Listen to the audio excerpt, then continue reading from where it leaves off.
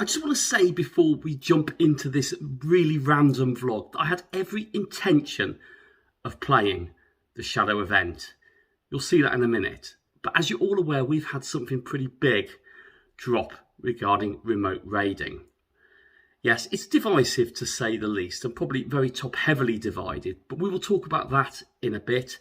But first, you'll see my attempts of playing the Shadow event, and the reason I've included this as part of this vlog is I think it kind of gives you a bit of a headspace where I am currently with Pokémon Go and where this game is going.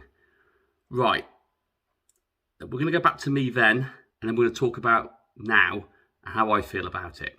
Hey there gang, it's your boy Masterful27 here. It is the first day of this Team Go Rocket event that we've got in Pokemon Go, but we've got an hour or so before that starts, so we're going to pop ourselves a mystery box and see if we can get anything good on this. Another Shiny Meltan would be nice. On the last box that I popped as part of this event, Shiny Meltan has come back for it. I did get a Shiny Meltan and I also got a Hundo Meltan, which was amazing, which I maxed out, and I'll quickly show you that one here. There we go, 4069.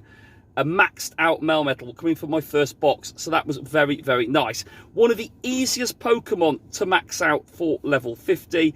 The Candy XL drop is very generous on this Pokemon, so if you are on any of the leveling up tasks where you need to have level 50 Pokemon, this is certainly one to focus on. But yes, you can definitely get a good one in there. Also, we've got the new Shadow Pokemon release that have come out. It is 10 o'clock and we haven't had anything shine yet from the Meltan box, which is a shame. So Masterful27, perfect timing. I was just settling into the latest edition of Pokemon Researchers Weekly, and that's when we're going to stop reading his narrative. It's all about Team Go Rocket now. So the special is we've got to defeat 3 Team Go Rocket grunts, catch 2 Shadow Pokemon, purify Shadow Pokemon from the shadows will give us our encounter with Shadow Rejoice. So that's pretty cool. But we have also got a Go Battle Day. If you want to do the Go Battle bit, to be honest with you, you just got to take part in playing Go Battle. You haven't got to win anything, and that gets you some gloves, which is pretty cool on that one. We are not sure, really, what Pokemon can be shiny from the grunts. We believe it's the starters. So that'd be Charmander, Squirtle, and Bulbasaur, I believe. And also Alolan, not Alolan, it might be Kanto Grimer can be shiny. So we'll quickly do some Scroopy, I don't believe can be shiny. So there we go. That's what we've kind of learned from this so far. Let's actually get myself a Pokemon which is actually going to do a little bit of damage. And we'll just go for the first one together just to get a feel for it. But yeah, this one promised loads of opportunities to encounter shiny Shadow Pokemon. And from what we understand, it's not quite as wide and vast, the pool of them, that we had hoped for. But we're using super effective charge moves, so that's all good. That's part of the research, so we'll take that as we go along. I always struggle to do that. I'm not that great with the typings, if I'm honest with you. If you've seen any of my previous vlogs, you'll know that that is just a part of it for me. But we've got Weedle in there. It's a shame that Weedle could not be shiny as well. And we're down on the final one. Here we go. Let's get Beedrill done quickly with a Brave Bird. And then we should be down to the encounter with Shadow Skorupi. But yeah, I haven't seen much on social media in the lead up to this one, even though it sounds like it was good in Australia. Apex sort of had success with this event starting, but I haven't seen anything to suggest there's a wide variety of Shadow Pokemon, Shadow Shiny Pokemon available. So let's quickly do the first one with you all. We will obviously be building up the mystery component and get encounters, as we have got this event for a few days. So let's do the first one. No, it's not, and that's a 201. So there we go. Nothing shiny on the first one, and it might not have even been eligible anywho. So that is done. For a Team Go Rocket event, there seems to be very few actual grunts to actually battle. Very strange. I'm playing this around doing jobs and all that, so maybe a little bit limited. But we've done the first page of 5 for our Rejoice encounter, so we'll do that and get some Rocket Radar segments or pieces, which is very welcome. Mysterious components. 3 of those. I like the research tasks that are dropping us 2 mysterious components. That's pretty good. That was a bit of an abrupt end to a vlog, actually. I was sat there just doing it, and I was kind of going, I really haven't got the motivation for this whatsoever. And for you guys and girls who watch the channel, as a content creator, I think that can be quite disheartening. And don't worry about that. That was a bit of a weird headspace. And we're going to talk about the game as well at the moment, and where my head is with regards to these updates on Pokemon Go's remote raiding, because I was quite quick to say something on Twitter. My opinion hasn't changed, by the way, from the initial bit, but I'm just going to give a bit of context behind why I feel the way I do about it. And to be fair, everyone is entitled to an opinion. That's what makes the world what it is. And I wasn't saying anything to be sort of, to cause any sort of, just to wind people up, let's put it like that one. It wasn't designed to create that. You all know me pretty well. So yeah, so that was the Shadow event. Looking back on it now with a bit of reflection, and sometimes that's a good thing to do, it was actually an okay-ish event. I have got my Shadow Regice now. It was awful, but we wouldn't expect anything less than that.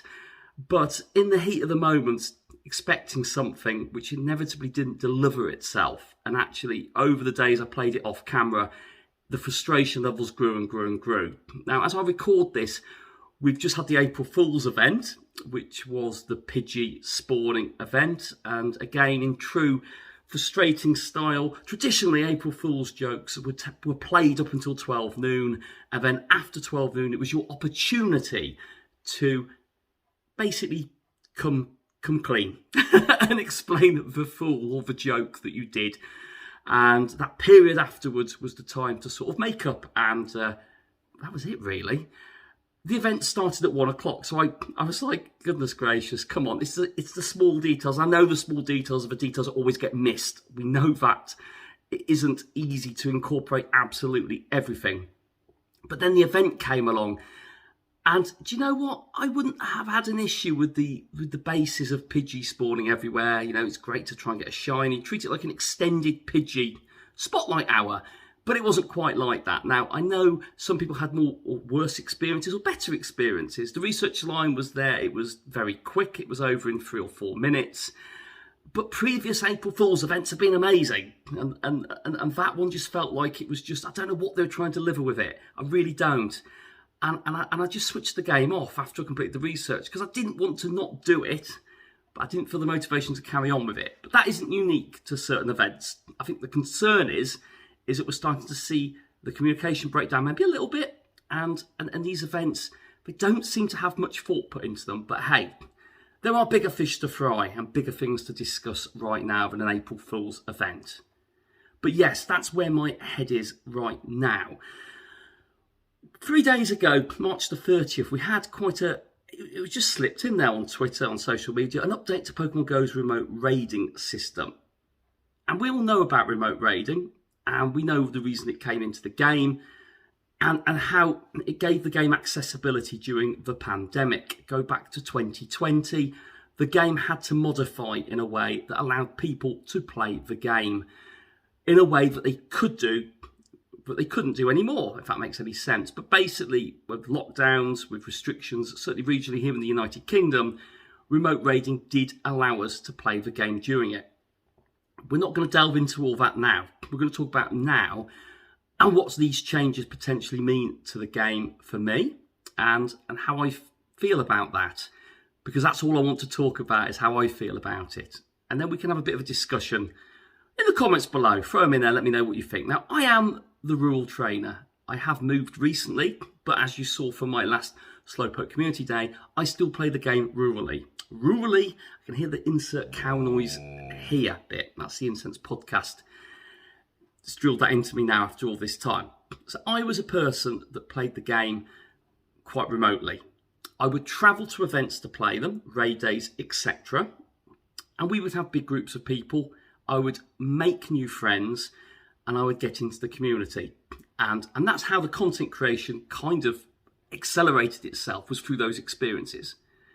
Now, I'm aware that isn't how everybody's played the game, and I know the pandemic has introduced a lot of new players to the game, and the accessibility of being able to play it from home, or certainly away from those larger crowds, have attracted its own fan base and player base, which is great. The game has basically moved on.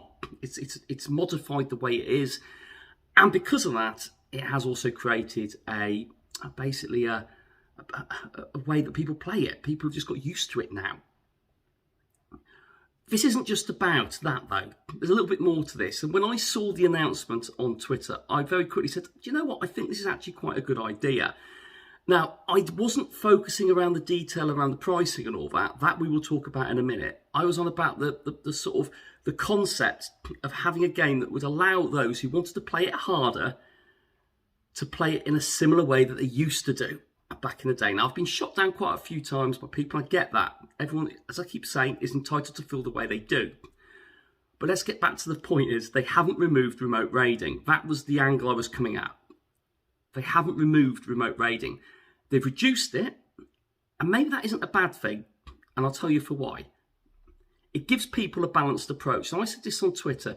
They're trying to juggle with getting people to playing the game back to how it was, but also balancing the loss of income that this is going to present to themselves. But Niantic are big about getting people out there and playing the game and exploring and experiencing the outside world. Pokemon Go, after the pandemic, during the pandemic, whatever that window looked like, it was different for different people. Had to change to survive, and by doing that they had to generate an income, which is why remote raiding was such a big part of it. Now, I understand. I've been speaking to community members over these last couple of days, engaging some really good conversations with people, and from what I can see is it's quite divided between content creators. I'm a part-time content creator, and people who play the game on the ground, because there's two sides to this. Now, the part-time content creator, which is what I am, I'm not the same as a full-time content creator. You will support me in the ways you do, and I do appreciate that.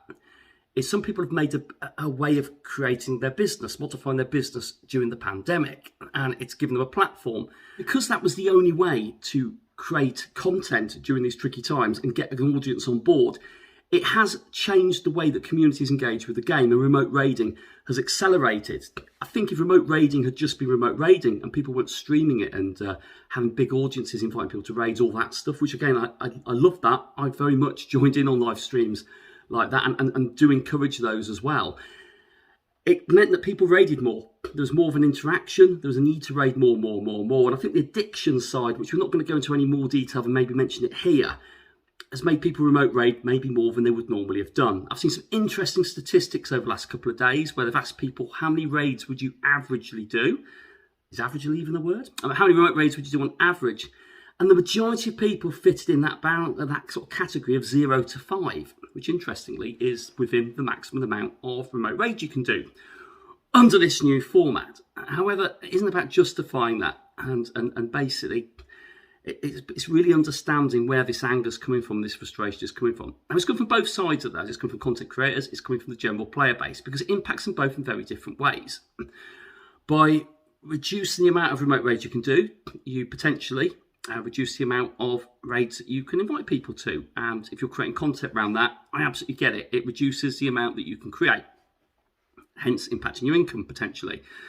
If that's all you do, there's a lot of people that do other things as well. Secondary, it impacts the player base, because the player base that follow people that raid a lot, and they raid a lot, are seeing the price rise on these.